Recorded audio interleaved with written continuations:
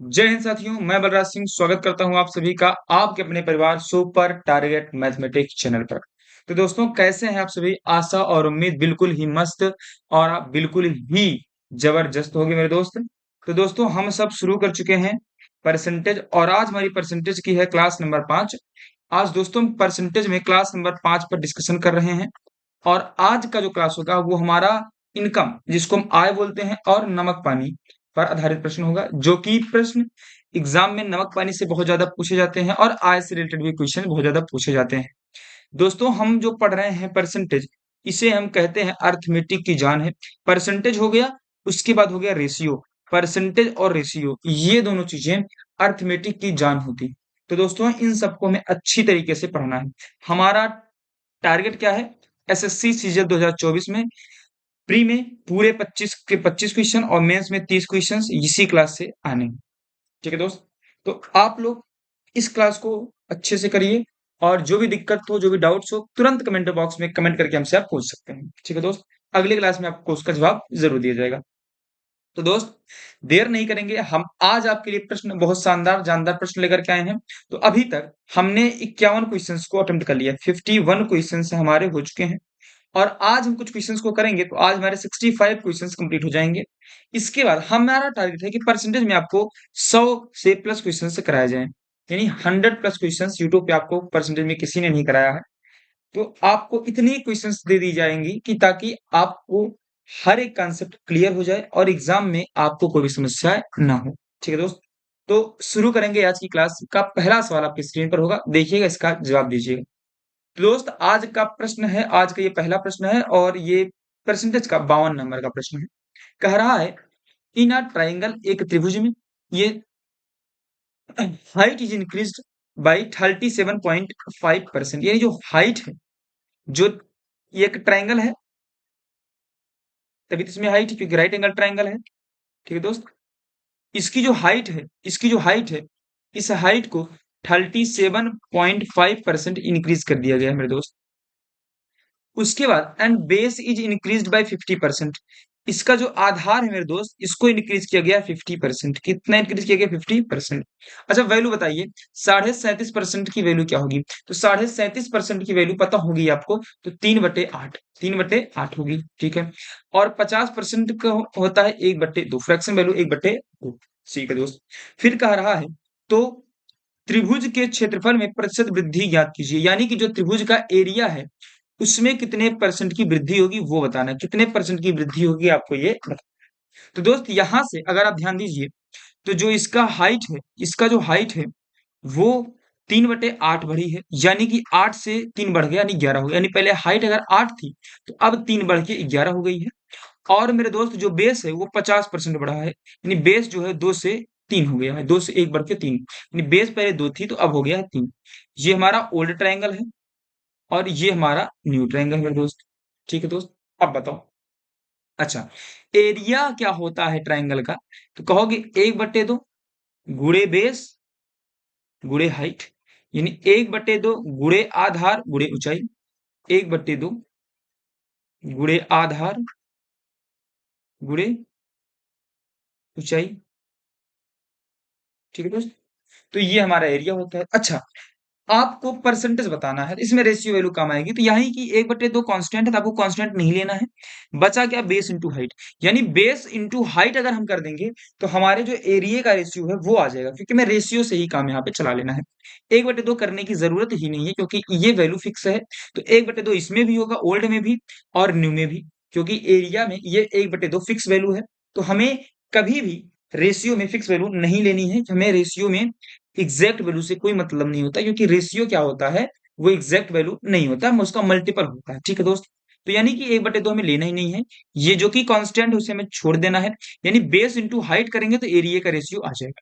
तो यहाँ से बेस इंटू हाइट ये तो आएगा 16, यहाँ से बेस इंटू हाइट करेंगे तो 11, तो यहाँ 33 आ जाएगा। यानी अगर पहले एरिया 16 यूनिट थी तो अब एरिया हो गई 33 यूनिट। ठीक है दोस्त, यानी जो एरिया का अनुपात है वो 16:33 हो गया है। अब पूछ रहा है कितने परसेंट की वृद्धि हुई है। दोस्त पहले एरिया 16 थी, अब एरिया हो गई 33। कितनी बढ़ गई एरिया? कहोगे भैया 16 से हो गया 33, यानी एरिया जो है वो बढ़ गई है 17।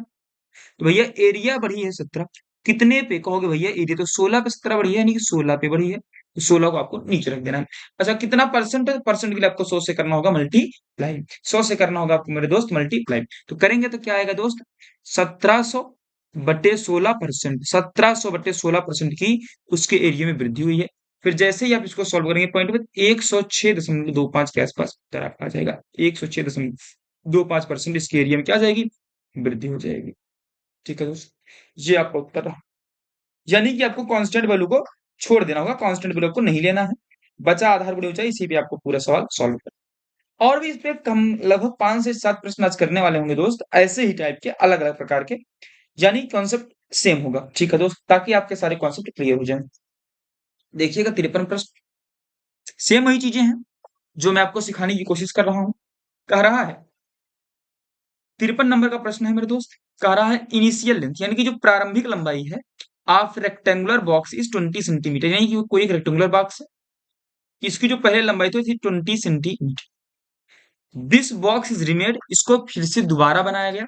इस बॉक्स को इस तरह से बनाया जाता है कि उसका जो लेंथ है वो उसको इंक्रीज किया गया 30%, यानी लेंथ पहले 20 था, इसको 30% बढ़ा दिया गया, तो 20 का 30% क्या होगा, तो बताओ मेरे दोस्त, 20 का 30%, 0 से 0, 0 से 6 कितना होगा, 6 होगा। तो यानी कि 20 का 30% 6, तो यानी कि 20 में 6 बढ़ाया गया है, यानी कि अब जो नया लेंथ है हो गया 26 सेंटीमीटर। लेंथ पहले थी 20, अब हो गई है 26। अच्छा, आगे क्या करा है, बट लेकिन it's breath is reduced by 20%, यानी जो इसका ब्रेथ है उसको 20% कम किया गया, यानी कि 20/100 कम किया गया, यानी कि 1/5 कम किया गया है। यानी अगर पहले 5 थी तो अब 1 कम किया गया, यानी कि 4 कर दिया गया। यानी अगर पहले ब्रेथ 5 थी तो अब एक कम करके 4 यूनिट कर दिया गया, यानी कि अब 4 यूनिट हो गई है, और पहले थी 5 यूनिट। फिर आगे क्या करा है, if area is increase by 100 centimetre square, यानी जो एरिया है वो केवल और केवल बढ़ा है 100 सेंटीमीटर स्क्वायर, एरिया में से स्क्वायर यूनिट में होता है। ठीक है, एरिया का मात्र 100 सेंटीमीटर स्क्वायर ही बढ़ा है। फिर कह रहा है then find the new area of the box, तो एरिया का नया, सॉरी, जो नया बॉक्स बना है उसका एरिया बता दो मेरे दोस्त। तो बताओ भैया, यहां से एरिया क्या आएगा, तो एरिया को पता है, रेक्टेंगल का लेंथ में ब्रेथ का मल्टीप्लाई करते हैं, यानी इन दोनों का मल्टीप्लाई, तो 20 × 5 यानी कि 100 यूनिट, क्योंकि यूनिट में है तो 100 यूनिट आ जाएगा। और इधर 26 × 4, तो कितना आ जाएगा, 4×4 = 16, सॉरी, हाँ 4×7 हाथ में 2, 4×2 = 8, 2×10, 104 यूनिट आ गई। ये इसका एग्जैक्ट वैल्यू नहीं है दोस्त, क्योंकि ये इसका रेशियो वैल्यू थी, यानी ये इसका रेशियो वैल्यू, यानी अगर पहले एरिया 100 स्क्वायर यूनिट थी तो अब एरिया हो गई 4 स्क्वायर यूनिट। अच्छा कितने से एरिया बढ़ गई, कहोगे एरिया तो बढ़ गई 4 यूनिट से, और यहाँ पे 4 यूनिट की वैल्यू दी हुई, एरिया बढ़ी है 100 सेंटीमीटर स्क्वायर, यानी कि इसी 4 यूनिट की वैल्यू क्या है मेरे दोस्त, 100 सेंटीमीटर स्क्वायर। तो एक यूनिट की वैल्यू क्या आ जाएगी, कहोगे एक यूनिट की वैल्यू आ जाएगी 25 सेंटीमीटर स्क्वायर।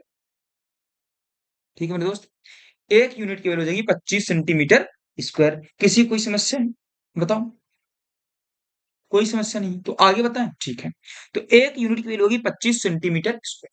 आपसे पूछा है तो बॉक्स का जो नया क्षेत्रफल है वो बताओ, तो भैया ये तो है हमारा पुराना वाला क्षेत्रफल, ये हमारा पुराना वाला लेंथ ब्रेथ है, ये हमारा नया वाला है, न्यू वाला। तो न्यू वाला क्षेत्रफल कितना यूनिट है, कहोगे 104 यूनिट है मेरे भाई।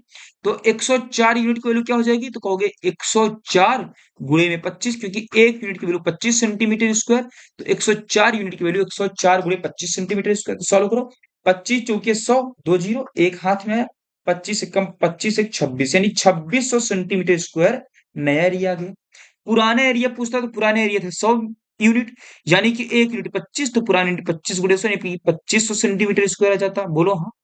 नया एरिया गया 2600 सेंटीमीटर स्क्वायर, और कहा भी था दोनों में अंतर कितना है, 100 सेंटीमीटर स्क्वायर, तो अंतर है भी, यानी सवाल हमारा क्या है, बिल्कुल ही सही है, लो जवाब मेरे दोस्त। ठीक है मेरे दोस्त, समझ में आया है सवाल या नहीं आया बताइएगा। आगे बढ़ेंगे मेरे दोस्त, अगले सवाल पर हम डिस्कस करेंगे, आगे बढ़ेंगे। 54 नंबर प्रश्न, ध्यान से पढ़िएगा, जवाब दीजिए।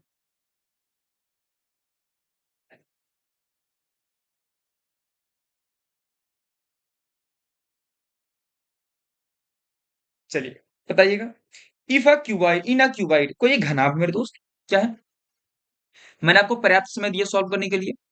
एक घनाभ में यदि लंबाई में 25% की वृद्धि की जाए, यानी जो लेंथ है उसको 25% बढ़ाया जाए, 25% बढ़ाया जाए। 25% का मतलब होता है दोस्त 1/4, यानी कि 4 से कर दिया जाए 5, यानी कि लेंथ जो है वो 4 से कर दी जाए। और चौड़ाई 75% की कमी की जाए चौड़ाई में, तो 75% ये कमी मतलब 75% की वैल्यू होती है 75/100। 25 से काटोगे 3/4, यानी 3/4 की क्या की जाए, कमी की जाए, यानी कि जो हमारी ब्रेथ है उसको 4 से 1 आ जाए, यानी कि 4 में 3 की कमी कर दी जाए तो 1 हो जाए। ठीक है, फिर कह रहा है तो ऊंचाई को कितने परसेंट में बदलना चाहिए ताकि आयतन स्थिर रहे। आयतन मतलब क्या पूछ रहा है दोस्तों, वैल्यूम। तो भैया वैल्यूम का फॉर्मूला क्या होता है, क्योंकि वैल्यूम का फॉर्मूला होता है length into breadth into height, यानी यहाँ पे हाइट भी होगा। कह रहा है कि इसका वैल्यूम जो है वो क्या हो जाए, रिमेन कांस्टेंट, यानी वैल्यूम में कोई भी परिवर्तन ना आए। तो वैल्यूम में परिवर्तन नहीं आना चाहिए, यानी कि जो वैल्यूम यहाँ होगी वही वैल्यूम यहाँ भी हो, यानी जो वैल्यूम पुराने की थी वही वैल्यूम नए वाले की भी हो जाए। ठीक है दोस्त, तो यहाँ पे देखिएगा, यहाँ पे वैल्यू निकालेंगे तो L into B into H कितना आ जाएगा, 4 × 4, इसको आप मान लो एक्स और इसको आप मान लो वाई। ठीक है दोस्त, तो यहां से जो हमारा ओल्ड है क्यूबाइड, उसका वैल्यूम क्या आएगा, 4 × 4 × एक्स, यानी कि 4 × 4 = 16 यानी कि 16 एक्स आ जाएगा। यहाँ पे क्या आ जाएगा, 5 × 1 = 5 और वाई यानी कि 5 वाई आ जाएगा।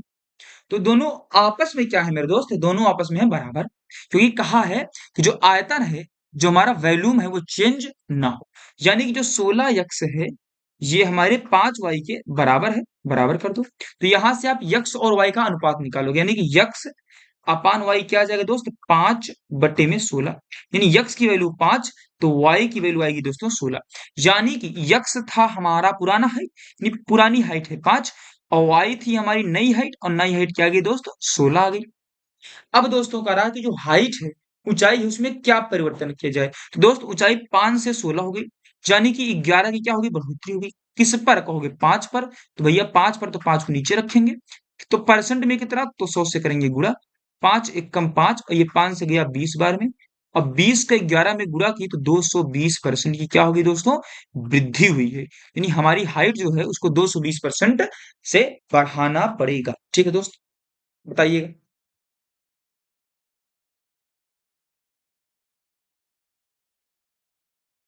मजा आया या नहीं आया। ठीक है, आगे बढ़े दोस्त, आगे बढ़े, बताइएगा जल्दी से।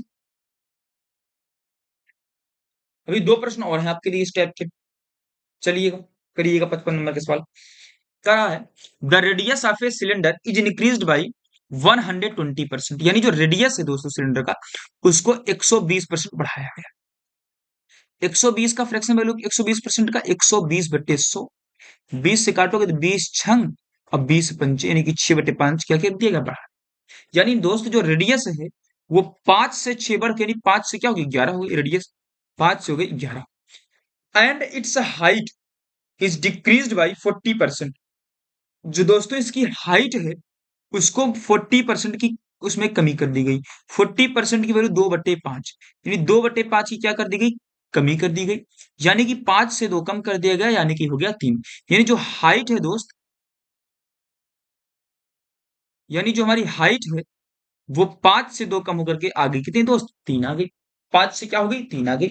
अच्छा, अब कह रहा है what is the percentage increase in its volume, volume में क्या बढ़ोतरी हुई। तो दोस्त पहले आप तो ये बताओ कि जो वैल्यूम होता है सिलेंडर का वो क्या है, तो बताओ कि वैल्यूम सिलेंडर का होता है मेरे भाई πr²h, πr²h।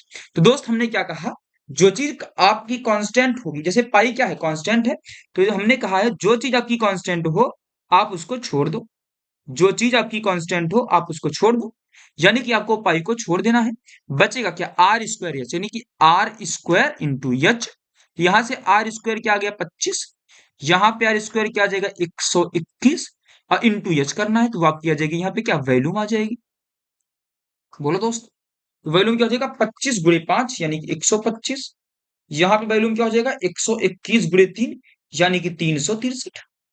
अब बताओ वैल्यूम कितना बढ़ा, तो कहोगे 125 से 363 हो गया, कितना बढ़ा, तो 13 से 5 गया 8, 5 से 2 गया 3, और 3 से गया 2, यानी कि 238 की क्या होगी वैल्यूम में बढ़ोतरी हो गई। ठीक है दोस्त लिख लो, 238 की बढ़ोतरी हुई कितने पे? पहले तो 125 था, तो 125 पे बढ़ोतरी हुई है, 125 पे। तो 100 पे कितना? तो 100 पे कितना? 25 चौके 100, 25 पंचे 125, और दोस्त 5 से काटोगे तो 5 चौके 20 आएगा, 38 हो जाएगा, 5 सत 35 और 5 छंग 30, यानी कि 47.6 गुणे 4। सॉल्व करो। 6 चौके 24, हाथ में आया 2, 4 सत 28, 2 30, हाथ में आया 3, 16 3 19, और एक अंक भी पॉइंट है तो पॉइंट लगा दो। यानी कि 190.4% क्या हुई है? बढ़ोतरी हुई है, बढ़ोतरी हुई है। यानी कि जो वॉल्यूम है उसमें 190.4% की क्या हुई है? इंक्रीमेंट हुई है। वही तो पूछा था कितने परसेंट की इंक्रीमेंट, बता दो। 190.4% की इंक्रीमेंट हुई है दोस्त, बताइएगा। स्पीड आपको तेज लग रही हो तो बता दीजिएगा, थोड़ा स्लो कर लीजिएगा, क्योंकि स्पीडोमीटर है तो 0.75 लगा लीजिएगा, कोई दिक्कत नहीं होगी। हम्म, चलिए नेक्स्ट सवाल कीजिए। नेक्स्ट सवाल कह रहा है if the area of a square is decrease by 19%, 19% decrease हो, यानी कि 19% डिक्रीज का मतलब होता है -19/100, यानी कि कोई चीज 100 से 19 कम हो गई, यानी जो एरिया है वो 100 से हो गया 19 कम, यानी 81। एरिया क्या होता है भैया? साइड का स्क्वायर होता है, यानी कि साइड क्या होता है? साइड होता है दोस्त, साइड अगर निकालना हो तो आप एरिया का अंडर रूट ले लीजिए, यानी साइड यहाँ पे आ जाएगी 10 और यहाँ पे आ जाएगी 9। ये दोस्तों रेशियो वैल्यू है, ना कि कोई एग्जैक्ट वैल्यू है, ठीक है। साइड आ गई 10 से 9। अच्छा दोस्तों, अच्छा डायामीटर पूछा है, क्योंकि क्योंकि यहाँ पे पूछा है then the diameter of a square is decreased by, diameter कितना घटेगा। साइड पूछता तो आप बता देते कि साइड भैया 10 से 9 हो गई, एक घटा किस पे? 10 पे, तो 100 पे कितना घटेगा? कहोगे 10%, यानी कि घटा है साइड। लेकिन पूछा डायगोनल कितना घटा, तो डायगोनल का फॉर्मूला होता है दोस्त साइड यानी 10/√2, यानी पहले डायगोनल था 10/√2, अब डायगोनल कितनी होगी? 9/√2, side upon root two diagonal होता है, यानी कि 10/√2 से 9/√2 हो गई, यानी कि कितने की कमी हुई? कहोगे -1/√2 की कमी हुई, कितने पे? कहोगे 10/√2 पे। तो भैया 100 पे कितना? तो माइनस हुआ है 1/√, ये ऊपर आएगा तो पलट जाएगा √2/10, और 100 पे कितना? तो ये से ये गया, ये से ये गया 10, यानी कि 10% की क्या हुई है दोस्त? कमी हुई है। तो ये समझो जितनी साइड में कमी होगी उतनी ही डायगोनल में भी कमी होगी आपकी दोस्त, ठीक है। सिंपल सी सवाल थी, सिंपल सा सवाल था, सिंपल सा सवाल था कि नहीं था? यानी हमने एरिया का रूट निकाल लिया तो हमारा साइड आ गया, साइड यानी कि 100 का अंडर रूट 10 और 81 का अंडर रूट 9, यानी जो साइड है मेरे दोस्त वो हमारी 10 से 9 हो गई, एक की कमी हुई 10 पर, तो 100 पर कितना? तो 10% की कमी हुई, ठीक है दोस्त।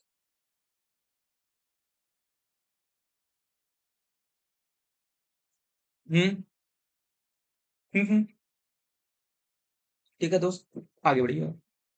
हाँ, तो पीडीएफ जो है दोस्त, पीडीएफ के लिए बता दें, आपको टेलीग्राम चैनल पर डेली की डेली अपलोड कर दी जा रही हैं।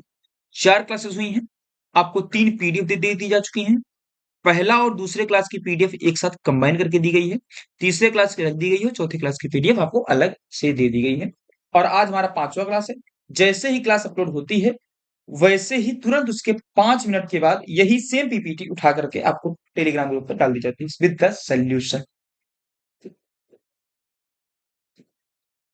हाँ, नेक्स्ट सवाल।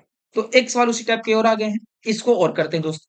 तो ये आप तो अब कर ले जाएंगे, एक मैं बता देता हूं, देखो हमने क्या किया है, टाइप वही रखा है, फॉर्मूला हर एक टाइप का लेने की कोशिश की है, यानी कि स्फीयर का ले लिया है, रेक्टेंगल का भी ले लिया, स्क्वायर का भी ले लिया, और ट्राइंगल का भी ले लिया, और क्यूबाइड का भी ले लिया, और सिलेंडर का भी ले लिया, यानी कि हमने 5 से सवाल जो किए हर एक अलग अलग फॉर्मूले पे किए हैं, यानी कि ताकि हमारा कॉन्सेप्ट क्या है? क्लियर है। सवाल समझिएगा। The radius of A sphere is increase by 140%, 140% increase का मतलब क्या हुआ? 140/100, यानी 20 सत्ते और 20 पंचे, यानी जो इसकी रेडियस है वो 5 से हो गई 12। अब तो बेसिक बताना है तो जल्दी जल्दी करना, करना कैसे देखिएगा। What percent will its volume increase, ये वॉल्यूम होता है हमारा अगर हम निकालने जाएंगे स्फीयर का वॉल्यूम तो होता है हमारा दोस्त, क्या होता है बताइएगा। हाँ, सही बात है, स्फीयर का होता है 4/3 पाई आर क्यूब। होने था जो कांस्टेंट लेना ही नहीं है, यानी 4/3 लेना नहीं है, बचेगा क्या आर क्यूब। तो यहाँ पे आर क्यूब निकालो, तो 5 का क्यूब यहाँ पे और 12 का क्यूब यहाँ पे। 5 का क्यूब होता है 125 और 12 क्यूब याद रखिए कितना होता है 12, 12 में 144, 144 12 करोगे 1728 क्यूब याद होना चाहिए। यानी कि कह रहा है तो आयतन में कितनी वृद्धि होगी, तो भैया 125 से 1728 को कितना बढ़ा, तो 8 से 5 गया 3 0 और 16, 1603 बढ़ा है। कितने पे बढ़ा है 1603, कहोगे 125 पे बढ़ा है। तो भैया 100 पे कितना बढ़ा है, तो 25 चौके और 25 पंचे सॉल्व कर देना, 1603 का 4 में गुणा तो 6412 बटे में 5। इसको जब आप सॉल्व करोगे तो कितना आएगा 12, फिर आएगा आपका 8, फिर 2.4%, यानी कितने परसेंट की वृद्धि हुई है, तो 1282.4% की। देखो इसको हमने जल्दी से किया, पिछले ही टाइप के आधार पर था तो कोई दिक्कत नहीं। आगे बढ़िएगा दोस्त। हाँ, अब जो आपको देखने को मिला था आगे आपको देखने को क्या मिला था, नमक और पानी। तो ये उस पर बेस्ड क्वेश्चन है दोस्त, नमक और पानी के बेस्ड क्वेश्चन कीजिए जल्दी से कीजिएगा। इसमें थोड़ा सा बेसिक हम आपको बताने की कोशिश करेंगे, थोड़ा सा कुछ समझाने की कोशिश करेंगे।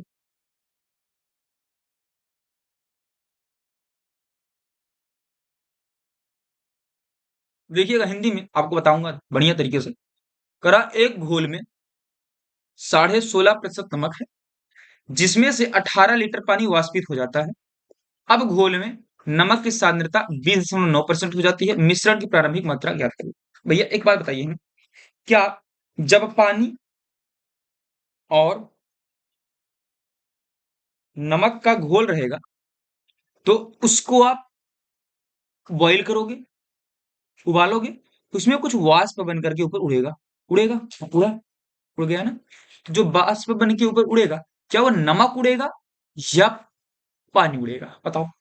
यानी नमक और पानी का आप घोल बनाओ, तो आप ये बताओ जब उस घोल को आप बॉईल करोगे तो जो वाष्प बन के उड़ेगा वो नमक हमारा उड़ेगा या हमारा पानी उड़ेगा। तो आप सभी जानते हैं नमक हमारा नहीं उड़ेगा, उड़ेगा पानी। यानी कि वाष्पित होने के बाद पानी की मात्रा कम होगी, नमक की मात्रा सेम एज इट इज वैसा ही रहेगा। यहां तक किसी की समस्या नहीं होगी। जैसे कि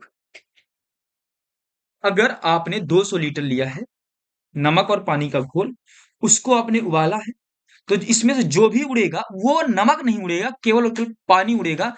नमक तो अगर इसमें आपका 3 किलो नमक पहले था तो अभी भी 3 किलो ही नमक है। जो कमी होगी वो पानी में कमी होगी, यानी क्योंकि पानी ही उड़ेगा, नमक उड़ेगा ही नहीं। ऐसे चीनी लिख कर कह सकता है चीनी पानी का घोल, तो चीनी नहीं उड़ेगा, पानी आपका उड़ जाएगा दोस्त। इस पर हम सवाल को करेंगे और इसमें पहले एक चीज याद रखिएगा मेरे दोस्त। क्या रहेगा कि जो हमारा टोटल साल्ट रहेगा, टोटल जो नमक रहेगा, कुल नमक, यानी जो हमारा दोस्त टोटल साल्ट रहेगा, कुल नमक हमारा कैसे निकलेगा, ये हमारा निकलेगा टोटल क्वांटिटी, टोटल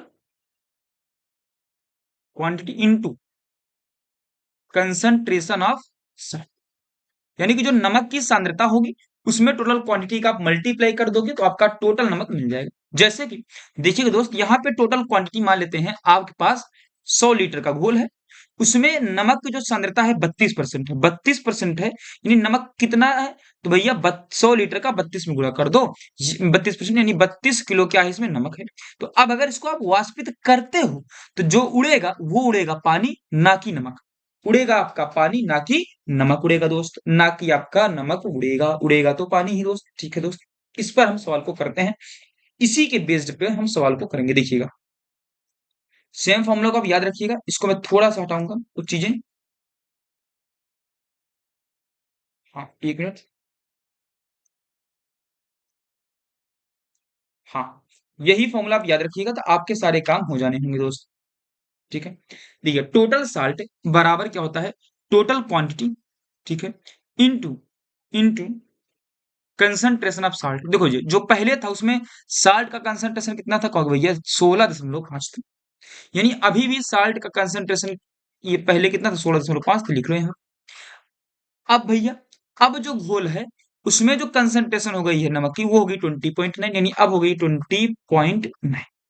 ठीक है दोस्त, ठीक। अच्छा, नमक पहले भी जितना था नमक आज भी उतना है। उड़ा क्या है भैया, उड़ा है तो पानी, यानी नमक हमारा तो कांस्टेंट है, नमक हमारा उड़ा नहीं। तो दोस्त ये बताओ, हमने आपको बताया था अगर आपका जो मल्टीपल फैक्टर है, मल्टीप्लाइंग फैक्टर है वो सेम है, तो यहाँ जो कंसंट्रेशन होगी साल्ट का, उसका रेशियो का उल्टा क्वांटिटी का रेशियो होगा। समझिएगा कैसे, एक बार आपको समझाऊंगा। जैसे आप 4 में कुछ भी गुणा करते हैं, आपका मान लो 16 आता है, फिर आपसे हम कहें, नहीं 16 मत लो, 20 ले लो कि ताकि समझा दो। अब हम कहें 5 में आप क्या गुणा कर दो कि फिर भी सॉल्यूशन 20 ही है, यानी कि जो हमारा मल्टीपल प्रोडक्ट है वो सेम आए। तो दोस्त ये क्या हो जाएगा, 4 इंटू 5 हो जाएगा, अब 5 इंटू 4 हो जाएगा, यानी क्या, जो रेशियो यहाँ पे है उसका रिवर्स रेशियो बगल में हो, तभी तो ये प्रोडक्ट सेम आएगा। यानी कि जो रेशियो यहाँ पर है उसका रिवर्स रेशियो क्वांटिटी होगा। इसको 11 से काटो, 11 एक कम 11.5, 1.5, इसको काटोगे 11 एक कम 11 यानी 1.9, 10 से दोनों जगह गुणा कर दो तो क्या आ जाएगा 15:19, यानी कि कंसंट्रेशन 15:19 है। तो क्वांटिटी भी मेरे दोस्त 19:15 होगा, यानी कि जितना कंसंट्रेशन नमक का होगा जिस रेशियो में, उस रेशियो का उल्टा क्वांटिटी होगी। ठीक है दोस्त, तभी तो नमक हमारा बराबर आएगा। देखो 19 गुणे 15 करोगे तो भी जो आएगा, और 15 गुणे 19 करोगे फिर भी वही आएगा दोस्त। ठीक है मेरे दोस्त, समझ गए? हाँ, तो अब कह रहा है 18 लीटर पानी वाष्पित हो जाता है। भैया क्वांटिटी पहले थी 19, अब हो गई 5, क्वांटिटी कम कितनी हो गई 4। अरे 4 कम क्यों हुआ, क्योंकि पानी उड़ गया, और यही जो 4 यूनिट कम हुई है यही तो उड़ा हुआ पानी है, और यही जो 4 यूनिट है यही दिया गया है कि 18 लीटर उड़ा है, 4 यूनिट नहीं 18 लीटर। ये 4 की एग्जैक्ट वैल्यू दी हुई है दोस्तों 18 लीटर। तो 1 की एग्जैक्ट वैल्यू क्या आ जाएगी दोस्त, 18/4 लीटर। तो अब बताओ, करा मिश्रण की प्रारंभिक मात्रा, initial quantity of the solution. तो सॉल्यूशन का इनिशियल क्वांटिटी कितनी थी 19, तो 1 की वैल्यू 18.4, तो 19 की वैल्यू क्या आ जाएगी, तो कहोगे 18/4 गुणे में आएगा 19। अब आप इसको सॉल्व कर लेंगे, जो आएगा वही लीटर आपका क्या हो जाएगा, आंसर हो जाएगा। उतना लीटर प्रारंभिक मात्रा होगी। यहां तक किसी को कोई भी दिक्कत हुई हो या कोई भी समस्या हुई हो तो तुरंत बता दो दोस्त। हम्म, बोलो, किसी को कोई समस्या नहीं हुई? ठीक है, इसको सॉल्व भी कर देते हैं। कहाँ गया, ये है 2 9 जा और 2 2 जा 19, 9 जा 171, अब पान में आएगा 2, तो सॉल्व करोगे 2 8 16, एक बचा 2 पंचे 10.5, यानी कि 85.5 लीटर आपकी क्या थी, प्रारंभिक मात्रा थी सोल्यूशन की। ठीक है दोस्त, तो ये था आपका पूरा बेसिक, यानी करना कैसे था ये है। ठीक है दोस्त, आगे बढ़ते हैं, इसी पर एक सवाल और लेते हैं दोस्त, समझिएगा। अब नमक पानी के बाद चीनी पानी देख लो, करा there is 26.4% sugar in 28 litre solution, यही दोस्त यहां रखिएगा, टोटल शुगर होगा बराबर में टोटल क्वांटिटी कुल मात्रा इनटू कंसंट्रेशन ऑफ शुगर। तो भैया टोटल मात्रा कितनी दी हुई, 28 लीटर है सोल्यूशन किसका, शुगर एंड वाटर का। भैया 28 लीटर है, तो यहाँ पे आप टोटल क्वांटिटी रख दो 28। अच्छा, after boiling 6 litre water gets evaporated.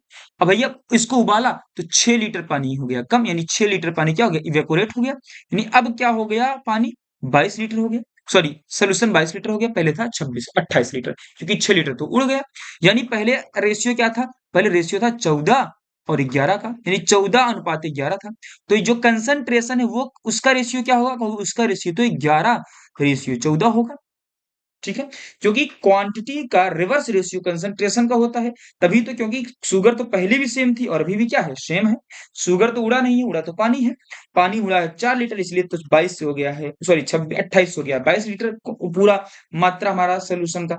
तो कंसंट्रेशन का जो रेशियो आएगा वो क्वांटिटी के रिवर्स रेशियो होगा।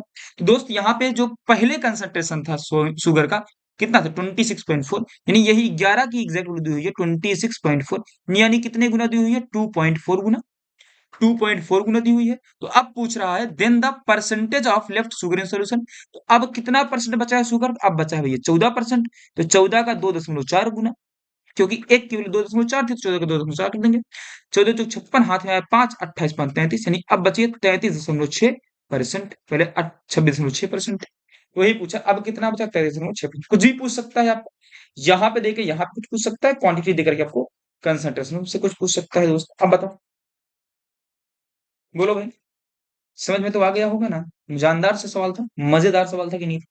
चलिए आगे देखते हैं 60 नंबर का सवाल। इसको आप कीजिए,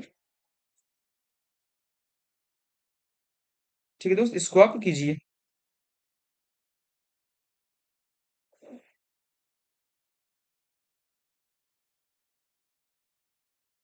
कह रहा है इन अ सिटी, एक शहर है जिसमें 40% ऑफ द मैन, 40% आदमी आर मैरिड, शादीशुदा है, and 25% of the women are married, और 25% महिलाएं मैरिड हैं, शादीशुदा है। कंसिडरिंग, आपको मान के चलना है डेट की nobody is married one more than one, यानी कि कोई भी एक से ज्यादा बार शादी नहीं किया, यानी सबकी शादी कितनी बार हुई? एक ही बार हुई है। तो what percent of population is married, तो कुल जनसंख्या का कितना प्रतिशत शादीशुदा है? यानी कि दोस्त, जितने मेल मैरिड हैं उतनी ही फीमेल मैरिड होंगी। क्यों? क्योंकि हर एक लोगों ने एक ही बार तो शादी की है। जब एक ही बार शादी हुई सबकी, तो जितने मेल मैरिड उतने ही फीमेल मैरिड होंगे। ठीक है दोस्त। अच्छा, अब आप कहोगे कि मैन तो 40% मैरिड है और महिलाएं 25% मैरिड हैं, तो ये कैसा संभव है कि दोनों बराबर मात्रा में मैरिड होंगे? बताओ ये कैसा संभव है? तो संभव नहीं है। संभव है। क्यों संभव है? मान लेते हैं जो मैन है वो है ज्यादा, मैन ज्यादा है, और फीमेल क्या है? कम है। ठीक। तो मैन का जो जितना शादीशुदा, मान लो इसमें 20 लोग शादीशुदा हैं तो फीमेल में 20 लोग शादीशुदा होंगे। मैन मान लो है 40, महिलाएं मान लो है 30। अब बताओ, मैन का तो 50% मैरिड है, लेकिन महिलाओं का कितना परसेंट मैरिड है? कहोगे भैया फीमेल की तो 20/30 गुणे 100, यानी कि दोस्त 200/3% मैरिड है। अब बताओ, परसेंट तो बराबर नहीं आया ना। परसेंट बराबर क्यों नहीं आया? क्योंकि मैन ज्यादा है तो फीमेल कम है, तो इसलिए एग्जैक्ट परसेंट नहीं आएगा। एग्जैक्ट परसेंट, इक्वल परसेंट तब आएगा जब दोनों की संख्या क्या होगी? आपस में बराबर होगी। तो मैन ज्यादा फीमेल कम, फीमेल ज्यादा मेल कम, इसलिए हमारी जो परसेंटेज है वो कम और ज्यादा आएगा। ठीक है, तो आप उसके लिए मत सोचिएगा कुछ। करते हैं, इसमें कैसे करेंगे? कह रहा भैया पुरुषों का 40% मैरिड है, ये भैया मैन का, मेल का 40% मैरिड है, और जो फीमेल है वो 25% मैरिड है, यानी फीमेल जो है वो 25% मैरिड है। तो दोस्त ये बताओ, मेल का 40% फीमेल के 25% के बराबर है, क्योंकि दोनों के मैरिड होने की संख्या क्या है? बराबर है। इसलिए मेल का 40% फीमेल के 25% ये क्या है? इक्वल है, क्योंकि जितने मेल मैरिड इतने मेल मैरिड और इतने फीमेल मैरिड, और दोनों मेल और फीमेल मैरिड की संख्या क्या है? बराबर है। तो यहां से देखिएगा, परसेंट से परसेंट कट गया, 5 से काटोगे तो 5 8 40, और ये कटेगा 5 हम 25, तो मैन और फीमेल का अनुपात आ जाएगा 5:8। आगे दोस्त, फिर कह रहा है what percent of population is married, तो पॉपुलेशन का कुल कितना प्रतिशत मैरिड है? तो बताओ भैया कितने परसेंट मैरिड? तो मेल का 40% मैरिड है। 40%, 40% मतलब कितना? 2/5, तो 5 के 2/5 2 मैरिड है, यानी कि 2 मेल मैरिड है। तो फीमेल भी कितनी मैरिड होंगी? 2 ही मैरिड होंगी। या निकाल लो, कहा तो है फीमेल का 25% मैरिड है, तो 8 का 25% 2 ही तो आएगा, यानी 2 मेल मैरिड है, 2 फीमेल मैरिड है। ठीक है, यानी कुल कितने लोग मैरिड है? कहोगे 4 लोग मैरिड है। कितने में से? तो 5 + 8 13 में से। तो भैया 100 में से कितने लोग मैरिड है? कहोगे भैया 100 से गुणा करना पड़ेगा, तो इतने परसेंट लोग क्या है? मैरिड है। तो निकाल दो, 400/13% लोग क्या है? मैरिड है। तो सॉल्व करोगे, 13 × 39, ठीक है, आएगा ना? 13 × 39, 10, 0, फिर आएगा 100, यानी कि 7 पीछे, यानी 30.7, यानी एग्जैक्ट, यानी लगभग बोले 30.8% पॉपुलेशन मैरिड है। ठीक है दोस्त, ठीक है, आगे बढ़ते हैं दोस्त, करिएगा। अब आते हैं हम, जो हमने बोला ना आय वाले सवाल, नमक पानी हो गया, और अब थोड़ी सी पॉपुलेशन भी हो गया, अब आय यानी कि जिसको बोलते हैं इनकम, उस पे के सवाल आते हैं। ठीक है दोस्त, कीजिएगा। कह रहा है the total salary of Gaurav and Azam in company is 47,520, यानी जो भैया गौरव हैं और हमारे आजम भाई साहब हैं, इनकी जो टोटल सैलरी है वो 47,520 है। ठीक है। फिर करा if the salary of Gaurav increase by 23%, यानी गौरव की जो सैलरी है वो 23% से बढ़ गई, एंड आजम इंक्रीज बाई 30%, और आजम की सैलरी 30% से बढ़ गई है। Then their total salary would increase to ₹59,928, तो इनकी जो सैलरी हो गई वो 59,928। ठीक है, यानी इनकी सैलरी कुल कितना बढ़ गई, तो माइनस कर 8,0,4,2,1, ये 12,408 दोनों की मिला के सैलरी बढ़ी है। सैलरी ये क्यों बढ़ी, क्योंकि हमारे जो गौरव है उनका 23% सैलरी बढ़ा है और आजम का 30% सैलरी बढ़ा है। ठीक, तो दोस्त हम इस 47,000 हम दोनों को ये भी मान सकते हैं कि इनका भी 23 बढ़ा, इनका भी 23 बढ़ा। ठीक है, तो हम 47,520 का 23% निकालें तो ये निकालना मुश्किल होगा, इसलिए हम ये मान सकते हैं कि गौरव का 30% तो बढ़ा ही बढ़ा, लेकिन उससे 7% कम बढ़ा, यानी गौरव का 30 माइनस 7 बढ़ा, और आजम का पूरा 30% बढ़ा।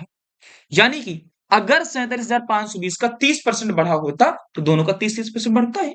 तो निकाल दो भैया, 47,520 का 30% कितना होगा, बताओ। ये 30/100, 2 जीरो गया, 3 दूनी 6, 3 5 15, 21 1 22, 4 3 12, 2 14, यानी 14,256 सैलरी बढ़ती, लेकिन बढ़ी है कितना, 12,408। तो कितना कम बढ़ा है, बढ़ना था 14,256, बढ़ा है 12,408, कितना कम बढ़ा, 8,4,8,1, 1848 कम बढ़ा है। तो ये कम क्यों बढ़ा है, ये गौरव का 7% सैलरी कम बढ़ा है, यानी गौरव के 7% की वैल्यू 18,000 सॉरी 1848 है। तो गौरव की 1% कितनी है, तो 7 दूनी 14, 44 आया, और 7 6 42, 2 आया, 7 चौक 28, यानी कि गौरव का जो 1% सैलरी है उसकी वैल्यू 264 है। तो गौरव की 100% सैलरी की वैल्यू क्या है, बताओगे भैया, 264 × 100 यानी 26,400। तो गौरव की सैलरी आएगी 26,400। बता दो भैया आजम की सैलरी क्या है, कहोगे भैया कुल सैलरी थी तो 47,520, फिर गौरव की सैलरी है 26,400, तो आजम की सैलरी क्या होगी, 20,1,1,2, 21,120। तो वही तो पूछा है कि find the difference between their salary, दोनों की सैलरी का अंतर। तो भैया आजम की सैलरी, सॉरी गौरव की सैलरी इतनी है, आजम कितनी है, दोनों का अंतर कितना है निकाल दो। 26,400 से 21,120 माइनस कर दो। जब इसको माइनस करोगे दोस्तों तो क्या आएगा, 0 हो गया, 10 से 2 गया 8 हो गया, 3 से 1 गया 2 हो गया, और 5 से 1 गया 4 हो गया। हाँ, यानी 4280, 4200, सॉरी 6 से गया 5, ये 5280 दोनों की सैलरी का अंतर है। 5280 दोनों की सैलरी का क्या है, अंतर है। ठीक है दोस्त, दोनों की सैलरी का अंतर है 5280। ठीक, आगे चलते, 62 कह रहा है सुधा सेव्स 15% ऑफ हर इनकम, यानी सुधा जो है वो अपनी इनकम का 15% बचाती है, यानी 15% का मतलब क्या होगा, 3/20, यानी भैया सुधा की जो इनकम है वो अगर 20 है तो वो उसका 15% यानी 3 बचाती है, यानी कि सुधा जो सेव करती है वो 3 है। तो कुछ एक्सपेंड भी करती होगी, खर्च भी करती होगी, उसका एक्सपेंस कितना है, 17 रुपए, 20 रुपए कमाती है, 3 रुपए बचाती है, तो 17 रुपए खर्च करती है। इफ हर एक्सपेंडिचर है जिसका खर्च इंक्रीज बाय 20%, उसका खर्च बढ़ गया 20% से, एंड और सेविंग इंक्रीज बाय 60%, और जो उसकी सेविंग है वो बढ़ गई दोस्तों 60% से। एक काम करें, यहाँ पे एक जीरो और मान लें ताकि आसानी हो जाए हमें, क्योंकि रेशियो है तो कुछ भी मान सकते हैं। यानी कि एक्सपेंडिचर 20% बढ़ा है, 170 का 20% कितना हो जाएगा, तो आप कहोगे 34 हो जाएगा, यानी कि जो सैलरी है वो 34 रुपए बढ़ गई है, सॉरी एक्सपेंडिचर जो है वो 34 रुपए बढ़ गई है, यानी एक्सपेंडिचर कितना हो गया, 4 10 204 हो गया, और सेविंग 60% बढ़ी है, 30 का 60% 18 हुआ, यानी 18 रुपए बढ़ी है, पहले 30 थी तो अब हो गई 48। तो इसकी इनकम कितना है, तो इनकम कैसे निकलेगा, एक्सपेंडिचर जितना खर्चा किया जितना बचा दोनों को जोड़ दो तो इनकम आ जाएगा। इनकम कितना आ जाएगा, 8 4 12 और 5 और 252 आ गया। तो वही कह रहा है इनकम कितना परसेंट बढ़ा है, तो 200 से 252 हुआ है, यानी 52 रुपए बढ़ा है, कितने पे बढ़ा है, 200 पे। तो भैया 100 पे कितना बढ़ा है,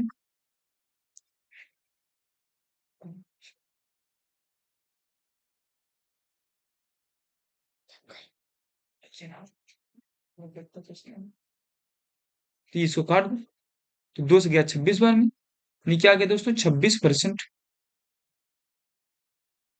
ठीक है, तो आय में कितने परसेंट की वृद्धि हुई? 26% की।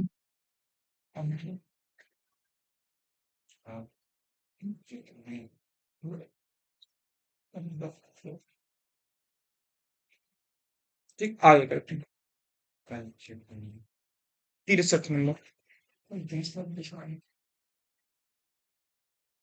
The monthly income of a person was ₹87,500। यानी किसी व्यक्ति की जो मंथली इनकम है वो कितनी है? 87,500 रुपए। एंड हिज मंथली एक्सपेंडिचर, और उसका मंथली जो खर्चा है, एक्सपेंडिचर है, वो कितना है दोस्त? 50,000 रुपए है। एक्सपेंडिचर कितना है? 50,000 है। ठीक। Next year his income increased by 33%। अगले साल उसका जो इनकम है वो बढ़ जाता है 33% से। ठीक है। एंड हिज एक्सपेंडिचर, और उसका खर्च इंक्रीज्ड बाई 18%। उसका जो खर्च है वो बढ़ता है 18% से। तो then percent increase in saving, तो सेविंग में कितना परसेंट बढ़ेगा भैया? सेविंग अब कितनी बताओ? पहले पहले कितनी थी सेविंग? 87,500 से हो गया 50,000। सॉल्व करोगे 0, 0, 5, 7, 3। 87,500 में से 50,000 खर्चा हो गया, बचा कितना? 37,500। अच्छा, इनकम 33% बढ़ा, तो 87,500 का 33% बढ़ गया, यानी 133% हो गया। तो 87,500 का 133% निकालोगे तो 875 × 133 हो जाएगा, जीरो जीरो तो कट जाएगा। तो कितना आएगा दोस्तों? सॉल्व कीजिएगा तो आएगा 1,16,375। ऐसे ही 50,000 का 18% बढ़ेगा, यानी 50,000 का 118% हो जाएगा। तो हो जाएगा दोस्तों ये 9,000 बढ़ेगा, यानी कि 59,000 हो जाएगा। 59,000। तो सेविंग कितनी आ जाएगी? तो इनकम से एक्सपेंडिचर को घटा दोगे तो सेविंग आ जाएगी। सेविंग आ जाएगी 57,375। यानी सेविंग बढ़ी कितने से? कहोगे भैया ये तो बढ़ी है 19,875 से। तो कितने परसेंट बढ़ी है? तो 19,875 बढ़ा है 37,500 में। तो 100 में कितना? 100 में कितना? जीरो से जीरो गया। इसको आप काट दोगे तो 53% से बढ़ा है। ठीक है दोस्त, यानी कि जो हमारी सेविंग है वो 53% से बढ़ी है। आगे देखिएगा। राम अपने वेतन का 28% बचाता है, यानी जो राम है उसका कुछ इनकम है, कुछ वो खर्च करेगा, कुछ बचाएगा। 28% बचाएगा, यानी कि 100 अगर इनकम है, 28 बचाएगा। तो खर्चा कितना करेगा? कहोगे भैया 73 रुपये खर्चा करेगा। और एक नरेश जो 32% बचाएगा, यानी जो नरेश है वो 100 रुपए कमाएगा तो 32 बचाएगा और 68 रुपए क्या करेगा? खर्चा कर देगा। यदि दोनों का समान वेतन मिलता है, भैया मिल गया, दोनों का वेतन क्या है? समान है। ठीक है। तो नरेश 1763 बचाता है, तो नरेश बचाता कितना है? 32। अब 32 की वैल्यू दी हुई है 1736। तो एक की वैल्यू कितनी आ जाएगी? तो एक की वैल्यू जब सॉल्व करोगे तो यहां से आएगी दोस्त, कितनी आ जाएगी? सॉल्व करोगे तो 32। इसको आप काट ही दो, 4 से कटेगी ना दोनों। 4 7 28, 4 8 32, तो कितनी बार में जाएगा? तो 8 दूनी 16, 13 आया, 8 1 8 17, यानी 217 आया। 217 आया, 217 आया दोस्त। ठीक है, बोलो हाँ, बोलो हाँ। अच्छा, फिर कह रहा तो रमेश का व्यय क्या है? रमेश का एक्सपेंडिचर क्या है? रमेश का व्यय क्या है? ठीक, 4 से काटो, 4 से इसको भी काटो ना। 25 और 25, तो यहाँ पे 25 था, यहाँ पे 7 था, तो यहाँ पे एक्सपेंडिचर क्या आ गया? 18 आ गया। यहाँ पे इनकम 25 थी, सेविंग 8 थी, तो एक्सपेंडिचर कितना आ गया? 17। ठीक है, तो कह रहा है तो रमेश का एक्सपेंडिचर क्या है, व्यय क्या है? तो व्यय है 18। 18 की वैल्यू क्या आ जाएगी? 18 गुणे 217। तो जब सॉल्व करोगे तो आ जाएगी 3906। यानी जो रमेश का जो व्यय है वो कितना? 3906 रुपया है। 3906 रुपीज है। ठीक है, 3906 रुपीज है। ठीक है दोस्त, आगे बढ़ो। लास्ट सवाल। राम की आय श्याम की आय से 80% अधिक है। यानी जो राम की आय है वो श्याम की आय से 80% अधिक। 80% की वैल्यू होती है 4/5। ये राम की आय श्याम की आय से 80% अधिक है, यानी कि श्याम की अगर 5 है तो राम की उससे 4 अधिक 9 है। और श्याम की आय घनश्याम की आय से 50% अधिक है, यानी 1/2। यानी घनश्याम की अगर 2 है तो श्याम की आय उससे 1 ज्यादा 3 है। इसका रेशियो कंप्लीट करो, यहाँ 5 हो जाएगा, यहाँ पे 3 हो जाएगा। सॉल्व करोगे 9 त्रिक 27 और 5 3 15, 5 दूनी 10, ये आ गया रेशियो। फिर कह रहा राम की आय घनश्याम की आय से कितने परसेंट अधिक है? तो राम की आय घनश्याम की आय से कितना अधिक है? कहोगे 17 रुपए अधिक है। तो घनश्याम की आय से कितना परसेंट? घनश्याम की आय से यानी 10 से। तो 100 की वैल्यू क्या आ जाएगी दोस्त? जीरो से जीरो गया, तो 170%। तो जो घनश्याम की आय से राम की आय 170% क्या है? अधिक है। 170% क्या है? अधिक है। ये हमारा क्या आ गया? आंसर आ गया। ठीक है दोस्त? तो आज के रहे ये हमारे प्रश्न और दोस्तों शायद आपको इस सेशन में मज़ा आया होगा। सेशन में मज़ा आया हो तो सेशन को लाइक कर दीजिएगा, अपने दोस्तों के पास इसको शेयर ज़रूर कर दीजिएगा। फिर दोस्तों आपसे मिलेंगे कल अगले सेशन में। तब तक के लिए दोस्तों बाय और ठीक है दोस्तों।